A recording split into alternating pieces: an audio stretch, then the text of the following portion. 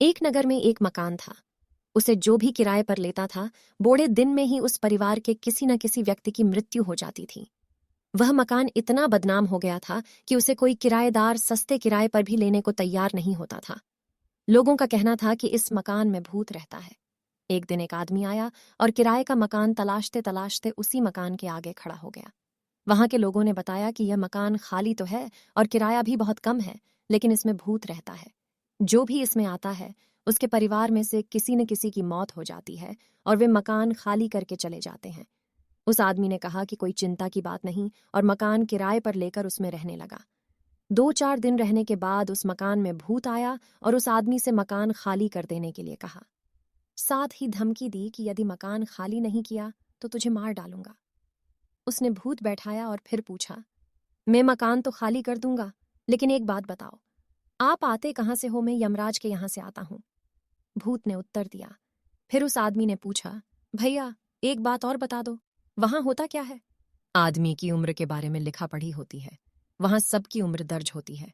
भूत ने कहा, मैया एक काम मेरा कर दो, बस समझो तुम्हारा मकान खाली हो गया। उस आदमी ने कहा, क्या? भूत बोला, ये पता लगा दो कि मेरी उम्र कितनी है। आदमी ने कहा, मैं बता दूंगा। इतना कहकर भूत चला गया। एक सप्ताह बाद जब भूत आया तो उसने बताया, तुम्हारी उम्र 85 वर्ष की है, अब मकान खाली कर दो। मैंने कह दिया तो मकान खाली कर दूंगा, लेकिन एक छोटा सा काम और है। यह काम कर दो तो तुम्हारा बड़ा एहसान होगा। वह क्या? भूत ने पूछा। वह आदमी बोला, तुम्हारी तो वहां बहुत जान पहचान है, काम यह है कि मेरी उम्र सिर्फ 5 साल बढ़वा दो। मूत बोला, यह कोई बड़ी बात थोड़े ही है, हो जाएगा। इतना कहकर भूत चला गया। अब की बार उस आदमी ने अपने पास डंडा रख लिया था। एक सप्ताह बाद जैसे ही भूत आया तो उससे पूछा, क्या हुआ?